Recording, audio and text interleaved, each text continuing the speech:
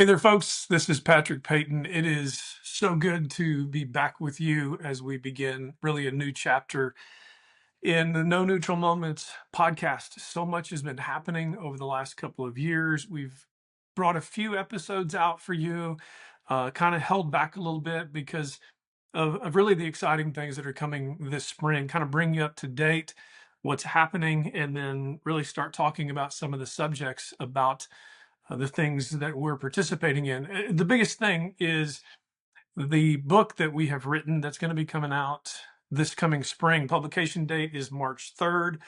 Some of you have probably already pre-ordered the book and want to continue to encourage you to go to the place online that you like to purchase your books from or your audio books from and look up just Patrick Payton. You can type in the middle. We'll talk more about that here in just a minute. And you'll find the book. So we hope you will pre-order it. And as you'll hear in just a minute, maybe join us in what we think is a moment in time that's pretty important that we can all get engaged in. But let me give you a little bit of history and then talk about the things that I just mentioned related to the book and what we're hoping to really generate with our audience. And then just close out with a little article that speaks about what we're talking about with this idea of the middle, and then leave you with a couple of things to consider. Hopefully, we'll be speaking to you every week, if not every 10 days, and bringing the podcast to you. Occasionally, we'll have guests, and I'll be guests on other podcasts as well. Just recorded yesterday with an organization that will be dropping that podcast here pretty soon. But just to bring you up to date, several years ago, about 2 years ago, I was invited to be a part of this, for lack of a better term, a publisher's Shark Tank. And I kind of had this book that I was going to write. I'd already written it. I wrote it when I was pastoring. It was called A Struggle for Transformation. And I thought this was going to be an opportunity to maybe publish that book. I had retired from pastoring. I'd finished my time as mayor. I was running my company, the Payton Group, the consulting firm. And I thought, you know what, we'll try this publishing thing. But about the time that I was getting ready to take off to this publisher Shark Tank, I was really just paying more and more attention, like all of you have. I've been paying more and more attention to the kind of the culture and the times in which we're living, and how divided we are. And we've always had partisanship in politics. We've always had differences of beliefs and opinions whenever it comes to religion and different things.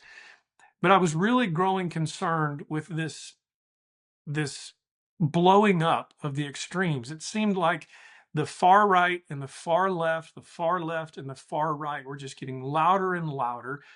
And I really got the sense that there were people that I would say were part of the middle, not people that didn't have convictions. They had strong convictions, they had strong beliefs. But I felt this undercurrent of belief among most people that the extremes were getting so loud and appearing to be the norm. And the middle this phrase that I've continued to use, the middle, was wondering what's happened to their country, wondering what's happening to their neighborhoods, wondering what's happening in their state or in their city, and didn't quite know what to do, didn't know what to expect, didn't know whether to use their voices. And I felt like those who were not in the extremes, because the extremes seemed to be the popular place, had almost resigned themselves to this idea that I guess we're the minority. And I actually think it's the majority. Some of you have probably heard of the Pareto principle, the 80-20 rule. If you haven't, you can Google it and figure it out. But I think the 20% have like 10% on the left and 10% on the right. And then the larger group of the 80% is sitting there watching and wondering, when the fact of the matter is they just need to use their voice. And this goes back, some of this thought goes back to when I was doing some reading on Dwight Eisenhower. And you'll read about this in the book as well. And Dwight Eisenhower, when he was considering running for president, this is back in the 50s, he says what concerned him was the radical left and the reactive right. And if we lose the middle, if we lose the soul of our country, then we lose our country. And the more and more I thought about it, the more and more I just thought, I think a book needs to be written about this. And so the original title was going to be The Radical Middle. And the more I talked to publishers, I began to agree with them that maybe most of us are just tired of anything that has to do with the word radical. And we all seem to agree that this middle is the quiet majority that could possibly help mend a divided nation. And so we wrote this book. And as I've said, it's going to be available on March the 3rd, but you can order the book right now and pre-order, and we hope you will do that. And in many respects, we hope to start a movement. I don't think that I'm somebody that can start a movement, but maybe we can give a voice and start opening up the conversation for people to say, you know what? To be in the middle is not to be somebody who's mushy. You know, I hear that, I've heard people call it the mushy middle. I don't really believe that at all. As I said earlier, I think people in the middle are filled with conviction, but they also are filled with the conviction that we can disagree, and we can disagree on really, really important things and be way apart. But that doesn't mean we have permission to disrespect one another. It doesn't mean that we should treat each other like one side's always good and one side's always evil. It can really just be a perspective. And I'm not saying there's not good and evil. We all know there is. But as I was doing research for the book, one of the things that captured my eye was this idea of how we have otherized people. I love that word, the word otherized people. People have, we've lost perspective that this is another human being created in the image of God who disagrees with me, but they earn and deserve the respect of being someone created in the image of God. I can't just treat them like they're trash or like they're some evil person. They may do some things I don't agree with, and I may not like the things they're saying, and they may not like the things that I'm saying. But we lost this ability, as Stephen Covey talks about in his classic book, The 7 Habits of Highly Effective People. We seem to have lost this respect of seeking to understand before demanding to be understood. And whoever said it first, and I've already said it, learning to disagree without disrespecting. We're looking at Washington, D.C. We look at the state houses that are in our individual states, and we wonder where statesmanship has gone. It seems to just divulge into this name calling and posting of calling people names. I remember when I was on a radio station, this is during the time that I was mayor, and people were calling in. It was a call-in show. They could ask the mayor any questions they wanted to ask the mayor. And they were referring to people on the other side of the political aisle with pejorative names and calling them names. And then they'd end their phone calls with a statement like, God bless you. And in the middle of this live broadcast, I said, you know what bothers me is how many times people invoke the name of God or invoke the name of Jesus, but at the same time find comfort and seem to find permission in calling people pejorative names, belittling people by name calling and disrespecting them by name calling. I said, as best I can tell, I don't really see where we have permission to call people names and to denigrate them and disrespect them just because they disagree with us, and do it in the name of Jesus. And I've noticed in the extremes on the left and on the right, both sides like to claim God as being on their side. And I think that's something we need to talk about and need to pay attention to, because maybe the idea of loving one another and loving your enemies are some things we need to talk about as well. But that's for another day and another time. The main thing here is I just want to get out to you this message. We have this book coming out. Hope you'll join us in this. We're already beginning to schedule interviews and schedule discussions. And we hope you'll engage the conversation with us and engage the conversation on social media with us and engage in the podcasts as we go down this road to figure out what it is to start a movement where again, I call it the majority middle, really might be a catalytic force to mend a divided nation. And I'll wrap things up with this article I came across. And over the next several months, as I do these podcasts, I'll have articles that I'll discuss and things that I'm reading in the media. I'll probably make a habit of not telling you where I got the particular article, because again, we're so divided and it's so extreme that if I tell you where I got an article, I'm concerned that one side may say, well, you can't trust that. And if I tell you another place I got an article, the other side will say, well, you can't trust that because that's where that came from. So I'm going to try to find good information that helps us move this momentum of the middle and gives you an understanding more and more of what we're dealing with and what we think we might do. But I saw this article yesterday. I'm just going to read some of it to you. And it's an article about how it says 36 House members, this is the US House, aren't running for reelection. And as I was reading the article, they begin talking about one representative named Don Bacon.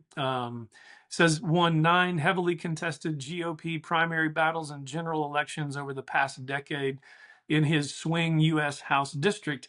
And then it says Bacon, who announced this summer that he wouldn't run for a 6th 2-year term in Congress in next year's midterms, is one of, and get this, 36 U.S. House members who've announced they won't seek re-election next year. And then it goes on and it quotes another individual who's a senior editor of a political handicapping group. He says, "We are above average when it comes to the number of people who are no longer going to seek re-election." And he said, and he pointed this out as the pace of House retirement announcements has elevated, and we haven't really even gotten to the season of November and December. Well, we're almost done with November, but into December, where more of these decisions will be made. The party breakdown, like how many are Republicans and how many are Democrats, it's 15 Democrats not seeking re-election and 21 Republicans. And then it goes on and it says this, in a continued sign that the bitter partisanship in the House has made the lower chamber in Congress far from a pleasant work environment. Most of the members who are passing on re-election are much younger. So there's a younger group who's saying this is dysfunctional. This isn't right. We're not being statespeople. We're not handling the business the way we should. We're dividing and we're trying to conquer each other on the extremes. And all you have to do is look at the last government shutdown because of the battle over a continuing resolution, and then do a little bit of research about continuing resolutions and find out we're not even running the people's house well and the government well because the extremes are dominating these conversations. Let me go on in this article. It says, among those foregoing re-election next year is 53-year-old Republican Jody Arrington of my home state, Texas, House Budget Committee Chair, who shared his retirement news just recently. Listen to what he says. He says, I have a firm conviction, much like our founders did, that public service is a lifetime commitment, but public office is and should be a temporary stint in stewardship and not a career. I'm telling you right now, we need the message of Jody Arrington to take root somehow, and maybe we need to have the longer conversation about term limits. But let me read his quote to you again. A firm conviction, much like our founding fathers did, that public service, that means you serve people. No matter where you are and what you do, we're to be serving people. And we talk about that in the book, about a lifetime of service, that service is a lifetime commitment, but public office is and should be a temporary stint in stewardship. It goes on to quote another representative, a Democrat representative, who said, after 11 years as a legislator, I've grown tired of the increasing incivility and plain nastiness that are now common from some elements of our American community. Behavior that too often our political leaders exhibit themselves. I absolutely agree. This same representative said, I don't fear losing. What has become apparent to me is that I now dread the prospect of winning. Simply put, what I could accomplish in this increasingly unproductive Congress pales in comparison to what I could do in the time that as a husband and a father and a son. And then it goes on and talks about other representatives who are really saying the same thing over and over and over again. And then I came across this quote in the same article, and I'll wrap this whole thing up because remember, what they're talking about is how the extremes have taken over. Some of you may say, yeah, we've always had partisanship, and that's true.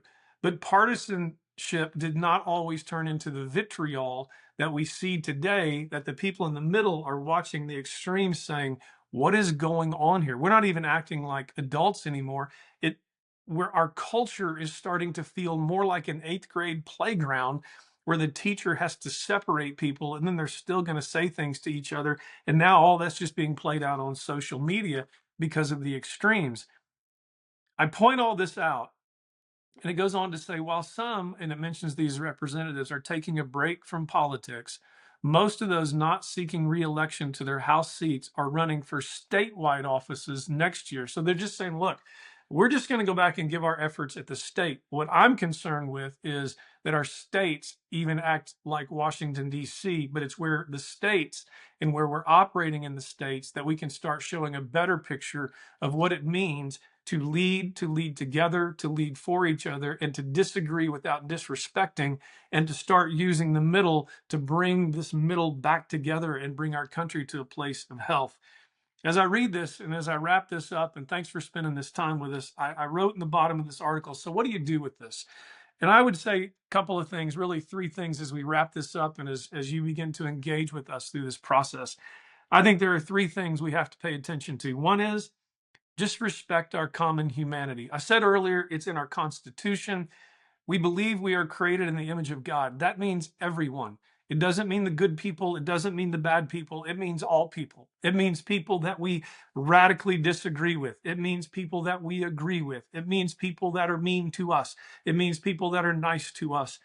If we are created in the image of God, then all of us are created in the image of God, and we are endowed from our Creator with inalienable rights. We say that as a country, but we have to come to a place where we change the perspective to say that's another human being.